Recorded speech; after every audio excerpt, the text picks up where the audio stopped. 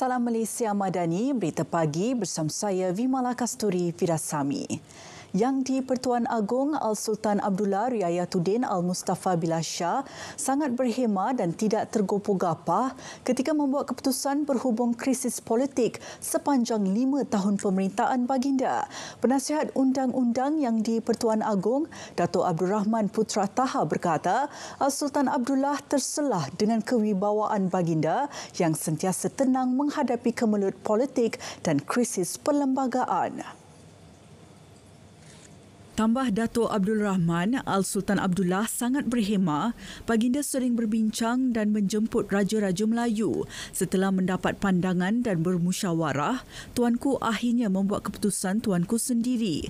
Baginda membuat keputusan selepas mendapatkan semua fakta dan angka serta maklumat yang diperlukan. Kewibawaan Al-Sultan Abdullah menjadi pencetus idea penerbitan e-buku bertajuk Test of a King yang dilancarkan di Istana Negara semalam.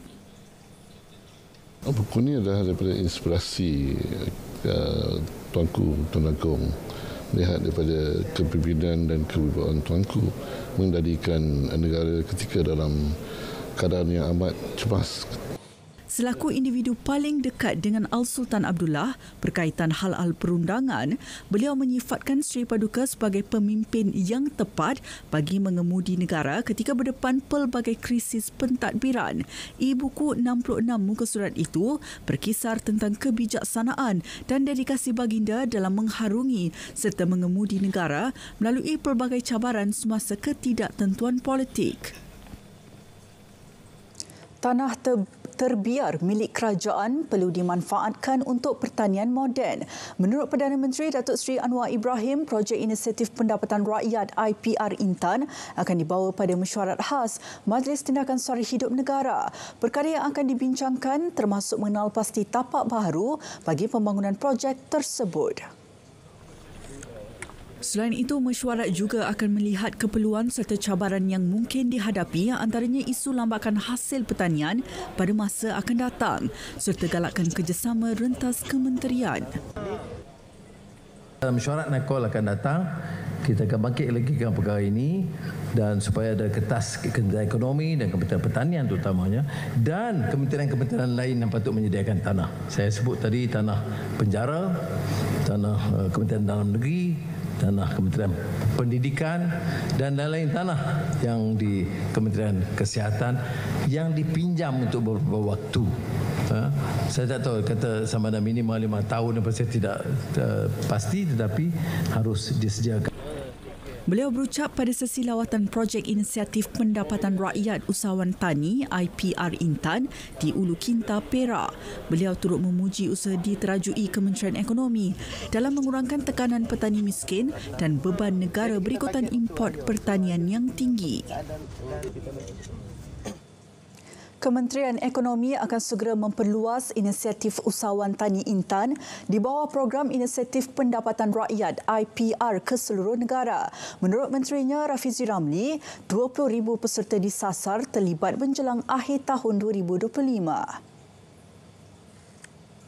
Rafizi menerusi hantaran di Facebook memaklumkan formula pertanian moden untuk membasmi kemiskinan telah berjaya dibuktikan di beberapa tapak di seluruh negara.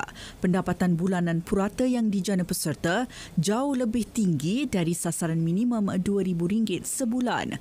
7 peserta IPR Intan di Putrajaya meraih pendapatan antara RM11,990 hingga RM23,413 selepas tuaian pusingan pertama. Ini menjadikan julat tambahan pendapatan bulanan yang dijana bagi setiap kitaran 4 bulan antara RM3,000 ke RM5,800. Jumlah itu lebih tinggi dari gaji median nasional bagi pekerja formal berjumlah RM2,600. IPR Intan berusaha menyelesaikan risiko yang menyumbang kepada kegagalan projek pertanian yang melibatkan peserta berpendapatan rendah sebelum ini. Ini termasuk risiko serangan penyakit, penyusutan mutu tuaian serta ketidaktentuan menentu. Jelasnya, buat kali pertama, Perdana Menteri Datuk Seri Anwar Ibrahim dijadual melawat ke tapak IPR Intan Tanjung Rambutan, Perak hari ini. Kerajaan menyangkal dakwaan langkah mewujudkan pengambilan baharu penjawat awam secara tetap tidak berpencen menjejaskan nasib orang Melayu yang merupakan majoriti dalam penjawat awam. Perdana Menteri berkata langkah itu telah dikaji sejak lama dulu dan rancangan baharu untuk mengganti skim itu bagi mengelakkan negara daripada risiko muflis dan memberi masalah kepada generasi akan datang. Jelas Datuk Seri Anwar, setakat ini bebanan pencen yang ditanggung kerajaan mencecah 30 bilion ringgit dan dalam tempoh 20 tahun akan datang ia dijangka mencecah 120 bilion ringgit. Tidak ada kerajaan yang mampu bayar pencen. Popular, tidak popular. Harus dilakukan, ya. Kalau tidak dilakukan perubahan, akan kerajaan bertanggungjawab, kerajaan tidak bertanggungjawab. Semua apakah ini dilakukan oleh negara? Ya. Kebanyakan negara-negara membangun sudah pun menghentikan skim pencen. Tambah Datuk Seri Anwar, cadangan pemansuhan skim pencen harus terpakai kepada ahli politik dan bukan sahaja penjawat awam. Dalam perkembangan lain, Perdana Menteri meninjau pasaraya borong terkenal di Meru Ipoh bagi melihat sendiri impak program subsidi bersasar sumbangan asas ramah SARA. Datuk Seri Anwar menerusi hantaran di Facebook berkata program SARA yang diumum minggu lalu merupakan langkah besar bagi merealisasikan reformasi ekonomi negara mampan sekaligus menaikkan taraf golongan kurang berkemampuan. Program subsidi bersasar SARA ditambah baik bermula 22 Januari lalu dengan peruntukan 700 juta ringgit iaitu lonjakan lebih 5 kali ganda berbanding perbelanjaan 130 juta ringgit pada tahun lepas. Antara penambahbaikan SARA termasuk memperluas penerima yang layak, merangkumi golongan miskin dan miskin tegar berbanding tahun 2023 yang hanya terhad kepada miskin tegar. Menteri Komunikasi Fahmi Fadil merafah sembah setinggi-tinggi tahniah atas pelantikan Tunku Mahkota Johor Tunku Ismail Sultan Ibrahim sebagai pemangku Sultan Johor. Beliau menerusi media sosial Facebooknya menzahirkan ucapan Dirgahayu Tuanku, Daulat Tuanku. Sementara itu, beberapa jemaah menteri turut merafak sembah dan menitipkan doa dan kesejahteraan kepada Tunku Mahkota Ismail serta keluarganya. Menteri Dalam Negeri Datuk Seri Saifuddin Nasution Ismail selain menjunjung kasih kepada baginda, beliau turut mendoakan agar pemangku Sultan Johor itu dan keluarga sentiasa dirahmati. Menteri di Jabatan Perdana Menteri Wilayah Persekutuan, Dr. Zaliha Mustafa turut merafak sembah dengan ucapan setinggi-tinggi tahniah dan ucapan selamat kepada Tunku Mahkota Ismail. Menteri di Jabatan Perdana Menteri Hal Ehwal Agama, Datuk Dr. Muhammad Naim Mokhtar dan Menteri di Jabatan Perdana Menteri Undang-Undang dan Reformasi Institusi, Datuk Seri Azalina Othman Said masing-masing turut merafak sembah atas pelantikan itu serta mendoakan kesejahteraan Tunku Mahkota Ismail.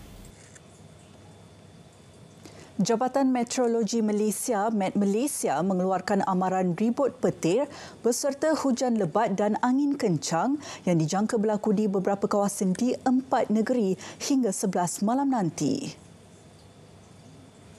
Met Malaysia dalam kenyataan malam tadi memaklumkan kawasan terbabit termasuk Kuala Selangor dan Hulu Langat Selangor, Jelebu Negeri Sembilan dan Mersing Johor. Keadaan serupa dijangka berlaku di Sarawak, meliputi Kuching, Serian dan Samarahan bagi tempoh sama.